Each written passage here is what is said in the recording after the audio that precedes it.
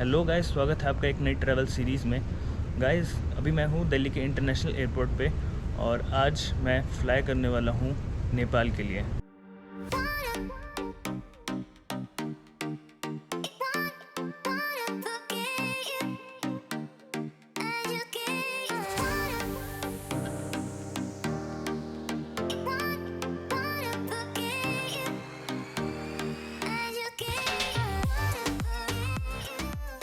Guys, Nepal एक बहुत ही underrated और बहुत ही खूबसूरत देश है और वहाँ जाने के लिए इंडियंस को वीज़ा की भी रिक्वायरमेंट नहीं होती। इस वजह से मैंने नेपाल को ट्रैवल करने के लिए चूज़ किया।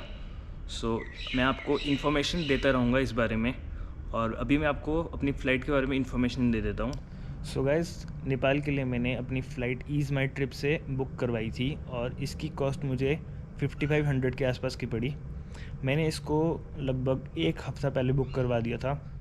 और गाइज़, नेपाल जाने के लिए क्या क्या डॉक्यूमेंट्स लगते हैं वो मैं आपको बता देता हूँ। नेपाल जाने के लिए अगर आप फ़्लाइट से जा रहे हैं तो आपको एक वैलिड पासपोर्ट चाहिए होगा। आपके पास अगर वोटर आईडी कार्ड है तो आप वो भी यूज़ कर सकते हैं, पर आप कोई आधार कार्ड या फिर और कोई डॉक्यूमेंट यूज़ नहीं कर सकते। गाइस, सेकंड डॉक्यूमेंट जो आपको चाहिए होगा वो होगा आपका कोविड वैक्सीनेशन का सर्टिफिकेट, जो कि 14 डेज से पहले का होना चाहिए। सेकंड डोज आपकी लगी होनी चाहिए। गाइस, एक बात और कि आपको कोई RT-PCR रिपोर्ट की ज़रूरत नहीं होती, तो आप उस चीज़ की टेंशन ना लें। और जो थर्ड डॉक्यूमेंट आपको चाहिए होगा वो आपको चाहिए होगा CCMC फॉर्म, जो कि आप गूगल पे इस फॉर्म को सर्च करके सेल्फ डिक्लेरेशन फॉर्म होता है ये, आप इसको भर सकते हैं। बस इन 3 डॉक्यूमेंट्स की ज़रूरत होगी आपको नेपाल जाने के लिए। तो गाइज़, अभी सुबह का टाइम है और मुझे भूख भी लग रही है, तो अभी मैं लाउंज जाता हूँ। अगर पॉसिबल हुआ तो मैं अपना कार्ड यूज़ करता हूँ। मेरे पास एक प्रायोरिटी पास है जिसको यूज़ करके वहाँ पे फ्री एक्सेस हो सकती है। अगर फ्री में एक्सेस हो गई तो मैं आपको लाउंज दिखाता हूँ। It is accessible with priority pass also. Show me your card also.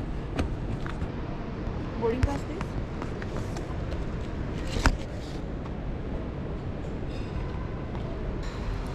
Guys, lounge A में मेरे इस प्रायोरिटी पास से एक्सेस हो चुका है।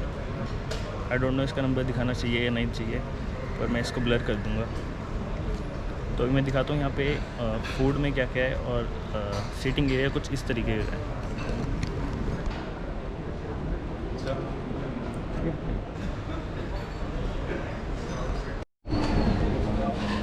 तो कुछ इस तरीके का फूड आपको मिल जाएगा यहाँ पे।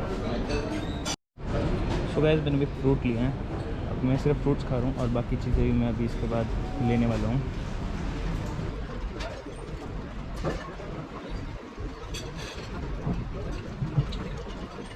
Guys, this is my second round. अभी इसको फिनिश करता हूँ।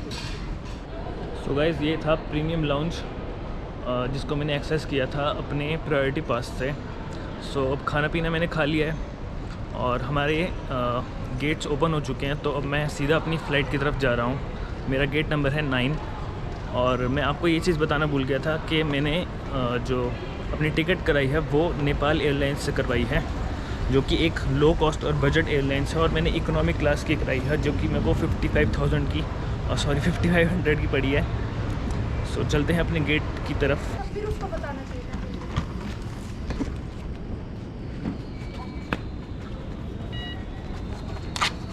Thank you.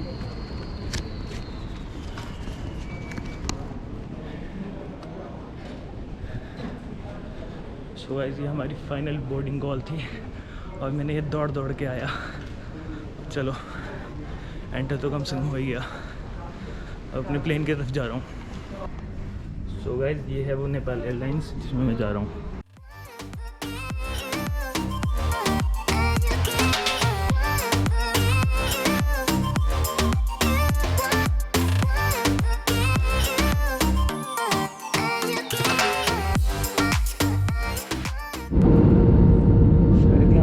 बारिश हो रही है, इस वजह से यहाँ पर बहुत ज़्यादा टर्बुलेंस हो रही है। सब बहुत ज़्यादा पैनिक कर रहे हैं।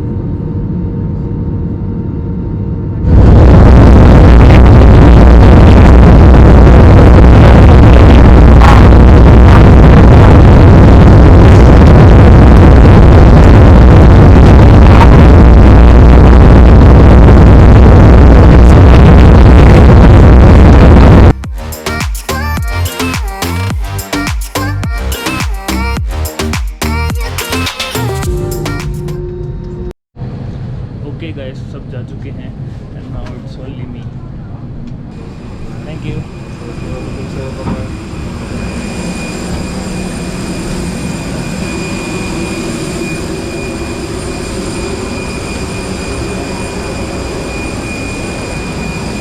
ओके गाइस, ये था मेरा एयरप्लेन और मैं अभी इससे बाहर आ चुका हूँ। अब इस बस में हम एयरपोर्ट तक जाएंगे।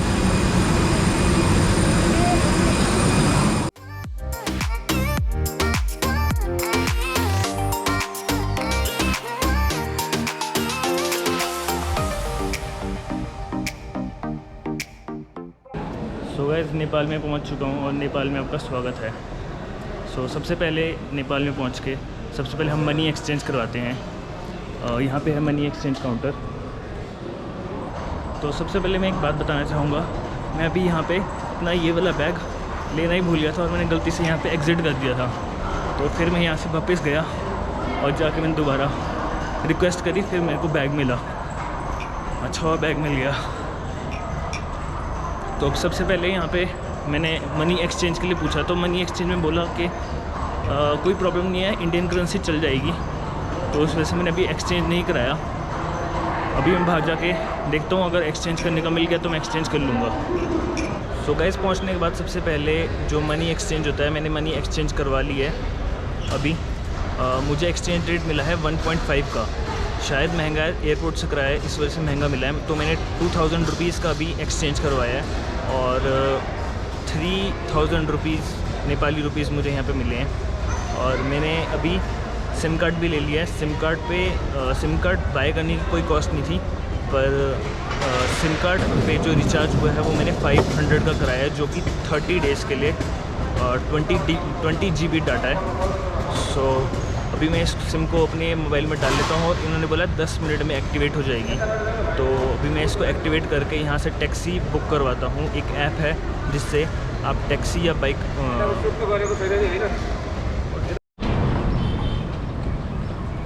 सो गाइस, मैं एयरपोर्ट से भी बाहर आ चुका हूँ और अब मैं यहाँ से बाइक टैक्सी लूँगा।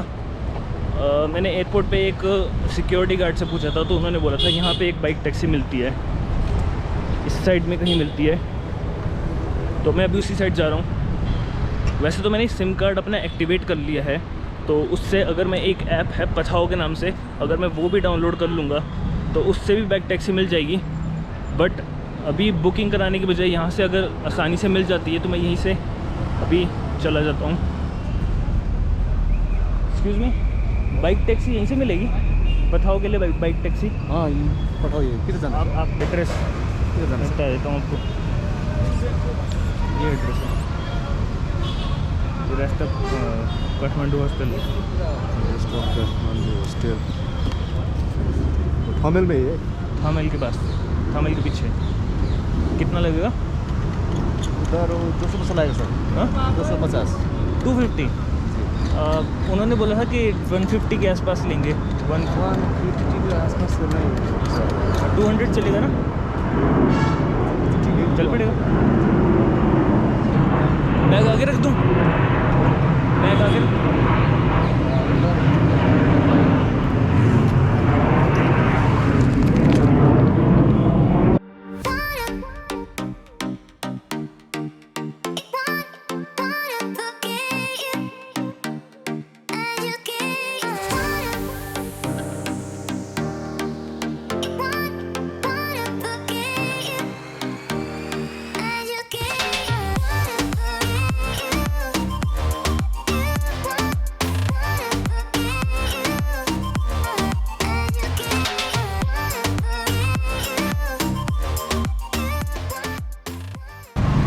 पशुपति है उधर, बौद्धनाथ है होइन, उधर सोइपुर, उधर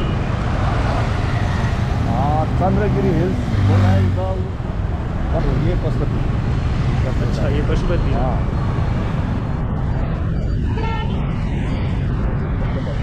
वो वाइट वाला है। वो वाला भी है, उधर भी है। पशुपति उधर है ना, ये पूरा सोना है ना, सोना। हाँ, सोना गाँव वाला उधर आप अच्छा उधर वो 25,000 पड़ गई था। यहाँ पे स्कूटी और ये गाड़ी वगैरह महंगी है हाँ, ना, महंगी टैक्स है। और इम्पोर्ट वगैरह ज़्यादा लग जाता है। इसीलिए महंगा है।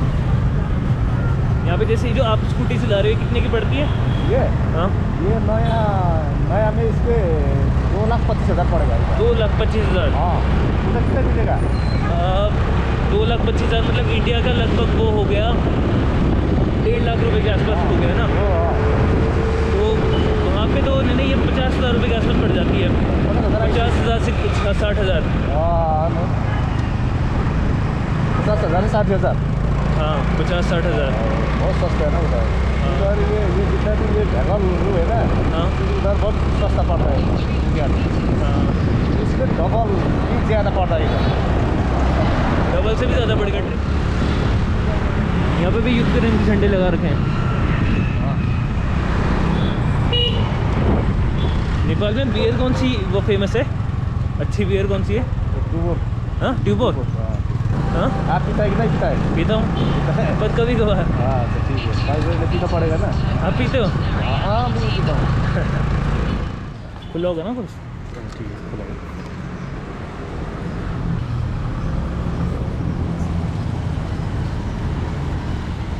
Okay, thank you. Okay. क्या नाम था आपका? Hirachand. Hirachand. Okay, thank you. Bye bye. तो गाइस पहुंच गया हूँ मैं अपने hostel, rest of Kathmandu hostel. ऊपर है ना यहाँ से?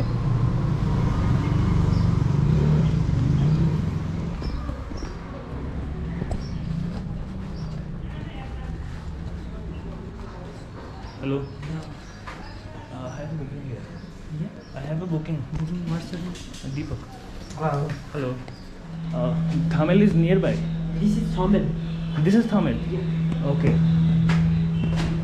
I thought we are before or after Thamel. No, this is also Thamel.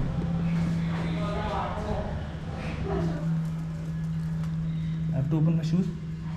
Open shoes.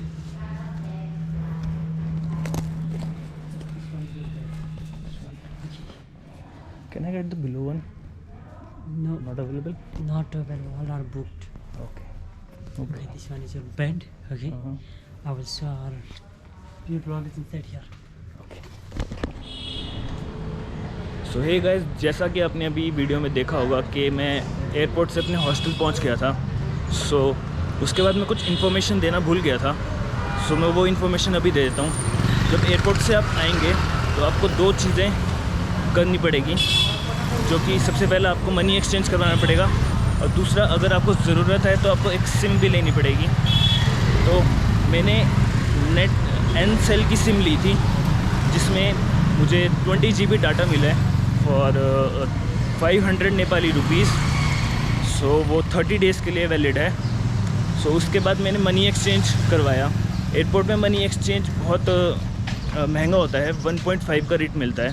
सो मैंने 2000 इंडियन रुपीज़ को नेपाली रुपीज़ में 1.5 के रेट पे कन्वर्ट करवा लिया था, और बाकी मनी मैंने अपने हॉस्टल में पहुंच के चेंज करवा ली थी। सो मेरा मनी एक्सचेंज हो चुका है अभी। सो अभी मुझे और मनी एक्सचेंज करवाने की ज़रूरत नहीं है। वैसे तो नेपाल में इंडियन रुपीज़ चल जाता है, पर यहाँ पे 500 और 2000 के नोट चलाने में थोड़ी प्रॉब्लम होती है। तो बेटर यही रहता है कि आप अपने मनी को, इंडियन रुपीज़ को नेपाली रुपीज़ में कन्वर्ट करवा लें। सो गाइस, वैसे तो मुझे बस अभी आपको यही इन्फॉर्मेशन देनी थी, और मुझे यहाँ काठमांडू में आए हुए, अपने हॉस्टल में रुके हुए 2 दिन हो चुके हैं। सो 2 दिन से मैंने कोई ब्लॉग नहीं बनाया, और मैं यहाँ पे सिर्फ हॉस्टल में चिल कर रहा हूँ। यहाँ पे बहुत सारे लोग हैं, बहुत सारे फॉरेनर्स यहाँ पे इस हॉस्टल में ठहरे हुए हैं। सो उनसे बात कर रहा हूँ, उनके साथ में घूमने जा रहा हूँ। बस अभी तक मैंने सिर्फ यही कुछ किया है। अभी तक मैं कहीं किसी टूरिस्ट प्लेस घूमने नहीं गया हूँ। सो आज मेरा प्लान है कहीं जाने का, वो एक नेक्स्ट वीडियो रहेगी। सो अभी इस ब्लॉग को यहीं पे एंड करता हूँ, और मिलता हूँ आपसे नेक्स्ट वीडियो में।